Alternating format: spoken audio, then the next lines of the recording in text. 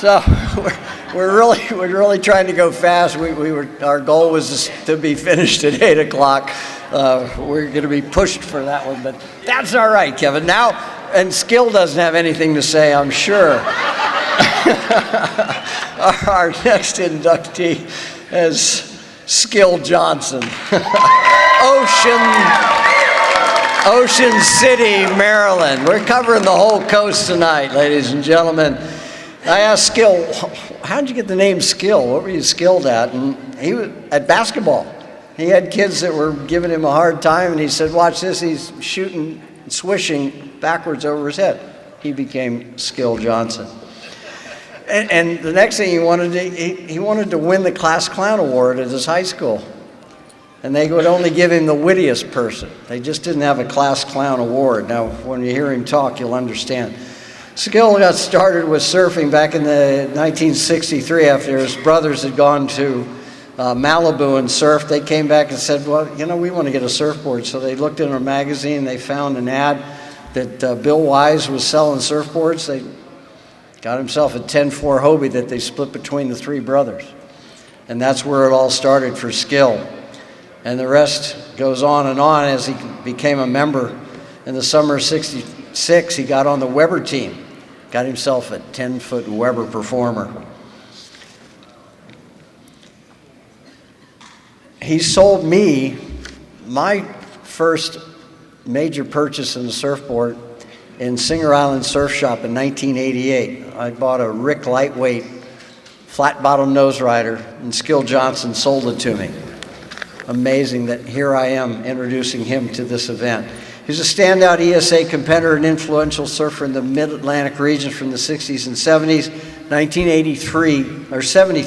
73, he was the ESA Masters champion. And then he moved to Hawaii in 1974. And he became a part of the whole contest scene in Hawaii. He immediately became involved with the surf scene, beginning with the Haleiwa Surf Center, where he started the Haleiwa Skateboard Club. He also taught surfing, sailing, and the art of surfboard shaping and glassing. He was on a mission. He worked there at the Haleiwa Surf Center for 15 years. 1977, he became associated with Rel Sun, the queen of women's surfing. Such an honor. He started the North Shore, with Rel, they started the North Shore Menehune Surfing Championships.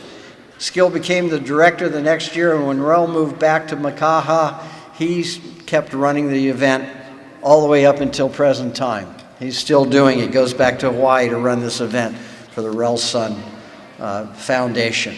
Skill, in '86, Skill became involved with the Triple Crown of Surfing, Hawaii's premier pro surfing events for 28 years. He worked as production manager, MC, and contest commentator until retiring in 2012. Also, Skill is currently still being the contest announcer for the Quicksilver in memory of Eddie Aikau. He didn't run it this year, he didn't get to work, but he's still doing that. Skill announced 5 world championships in 1 year: the Eddie, the Pipe, the Masters, the World Bodyboarding Championships, and the World Body Surfing Championships at Pipeline. He is a premier professional MC, and I leave that with you. Ladies and gentlemen, Skill Johnson. Thank you, Jason.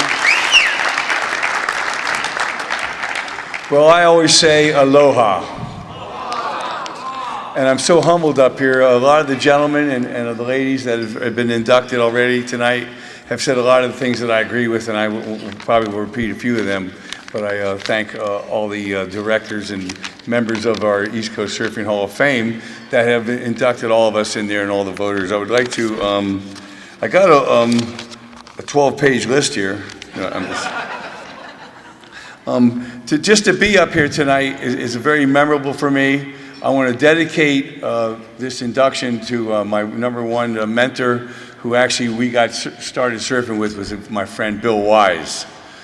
Bill Wise was one of the original inaugural inductees here into the Hall of Fame in 1996. Was that correct, Cecil? Yes. Surfing for me got started when my brother got a scholarship. My brother Al Johnson and my sister Pat. Our older brother Carl Johnson was our number one guy that got us into the surfing. My brother got a football scholarship in Texas in 1963. My brother went to pick him up. I was in college, at high school. They went out to California, and they went for the first place they went sightseeing was Malibu. And my brother was already into the Beach Boys, and he already found a Surfer magazine. And when they got back to Ocean City, Maryland, they looked into the thing and they went, man, look, there's somebody selling surfboards up in Delaware.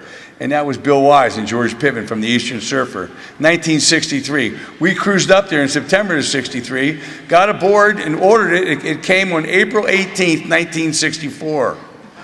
My brother Al was surfing, I was working. Oh yeah, I'm not very good at that word. My older brother was sick, so they took me up to the beach, and I learned to surf for my first time, and I stood up, straight like this, and my brother goes, no, you got to turn like this, and neither one of us has surfed. We never saw anybody surfing yet when we ordered this surfboard. I never seen anybody stand up. He says, no, he drew a surfboard on the sand and said, you got to stand like this, and I did it, and since we all are surfers, and that's why we're all here tonight, and the surfing is one of the automatic things that changes your life right then and there. And I'm so happy for that. I'd like to continue on here with also, besides Bill Wise, I'd like to mention a few of others that passed that meant a lot to me. Dick Catree, great guy. He came to Ocean City, Maryland in 1965 with the Surfboards Hawaii team with Gary Proper, Bruce Clellan, Bruce Veluzzi and Mimi. I saw Mimi earlier today. Incredible. Another thing that impressed my life in the surf world was actually that first year of surfing on the East Coast, which in Maryland, it was probably around 63, 64, is when Hobie and the whole crew from along with Bruce Brown, Robert August, Mike Henson, Corky Carroll, and Phil Edwards came to Ocean City, Maryland for the premieres of the Endless Summer. That was a big deal for us in Ocean City, Maryland, to see real surfing happen, and it was really cool. After that, my brothers and I, in 1966, my oldest brother Carl, God bless him, he passed away a few years ago. He had a brand new 1966 Chevy van. We drove down Route 66 from St. Louis all the way to Missouri, Oklahoma City, you know how that goes, down the original 2-lane highway to California, visit my uncle. After hiking the Grand Canyon, we pulled up in Malibu and there was 2 guys out. It was 2 feet. Unbelievable. The travel bug hit us. The travel bug hits all surfers. I know everybody here has been surfing and traveling, and that's what's a big deal about surfing is you get to travel and meet wonderful people. Coming along in 67, 68, I actually did move to Florida.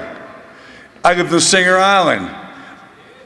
Spider Wright from the Weber Surf Shop I was riding for, and Gary Proper had a shop on Blue Herring Boulevard, right off of West Palm Beach there in Riviera Beach, called the Progressive Surf Shop. I was going to come down and be the manager, but they decided to close the shop.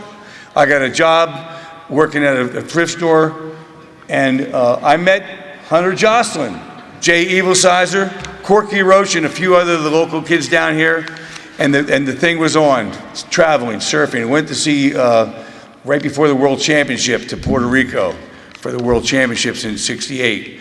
Got back to Maryland for Christmas. My brother and I hooked up with our good friend Scott Suit and Lee Kravitz in Hawaii, and Al went, let's go to Hawaii. I went, okay.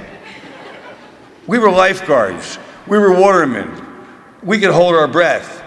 I'd say 5 years ago, I made a bet with a guy that I could hold my breath for in his sink for like a minute for $5. I held my breath for 1 minute and 45 seconds. Blew me away. So we paddled out, and when we got there in Sunset Beach in 1969, in January, we paddled right out in 10, 12 plus waves, and there were guys out surfing. Let's go. We did it. We weren't afraid. We held our breath for a long time. So that was the story, and my brother and I went to Hawaii for the next 5 years in a row. I ended up moving to Hawaii in January of '74. What an experience that was. I was out there I got a job at the Haleiwa Surf Center at the Recreation Department. And that happened right after I came back to visit Maryland in '76. In Ocean City, we opened up the very first public skate park in America, and I was the manager.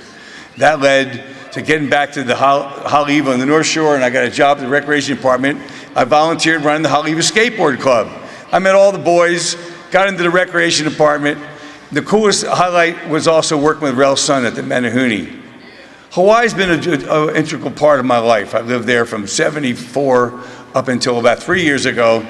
I moved to Indian Landing, Florida, because I wanted to be with my fiance and the love of my life, Cherise. Cherise Henderson, aloha, honey, I love you so much.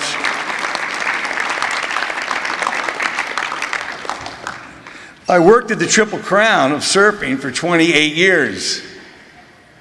Let me tell you a little story. I knew when Sonny Garcia was coming up the back stairs to see the judges. That's a good one. I emceed the Pipeline Masters, and I was the head MC for every year they've ever had the Eddie Aikau with the boys up in the tower. Let's get ready to rumble. When you see those 25-foot waves marching at Waimea Bay, it's unbelievable. I also am so proud to have been blessed to be a part of the surfing culture that we so love, that made us what we are, and our future that is just beyond belief, that this sport supported us into an unbelievable adventure of a lifetime. Thank God for we learned to surf and be surfers. Surfing taught me something special. Dropping into a wave. Only a surfer knows that feeling. Maybe some skydivers, maybe these guys that ride little mountain bikes down these little teeny trails on mountaintops, but nothing is better than being a surfer. Surfing taught me about making split-second decisions. Dropping into a wave, what's gonna happen? It taught me to go for it. It taught me to have confidence. It taught me that I can go into something and have the confidence that I can pull through this, make a split-second decision. Now, that's trained my life to make split-second decisions, not only for me, but for my loved ones and maybe someone else along the side of the road that might need some help. I appreciate these two gentlemen right here. First of all, my brother's wife, Susan, they had a kid, and he's a Johnson, and his name is Kevin Scott. And I'm sitting right between Kevin and Scott. I think that's pretty cool. I'd like to talk about a few of my friends here at our table. You guys, let's all hear a little yell, y'all. Aloha. I got Dave Hartman over here. Dave Hartman, one of my competitors from day one in Ocean City, Maryland, '65 and '66, traveling with the Weber team in Spider Ride up in New Jersey. I was at Seaside Heights in 1965 when we went up there. There was spray painted jerseys, and there was no colors in it. You just put the number on your jersey. Anyway, I want to thank everybody so much. And I'm so proud of my brother and I both won the East Coast Surfing Championships. I won the Masters Division in Cape Hatteras '73. With Dick Cattree won the seniors. I won the Masters. Mike Oppenheimer won the men's. And my brother was, and I'd like to also finish up by thanking Gary Germain and Cecil Lear. Cecil, met Cecil in 1968, 50 years ago. Came through. My brother was the director. Of course, I assisted him. And Gary, thank you so much for your new job. I'd like to also thank Greg and Pete, Meserol and Tom and Bob and Rick. And once again, to my lifelong lover and friend, fiance, Cherise. Aloha from Ocean City, Maryland.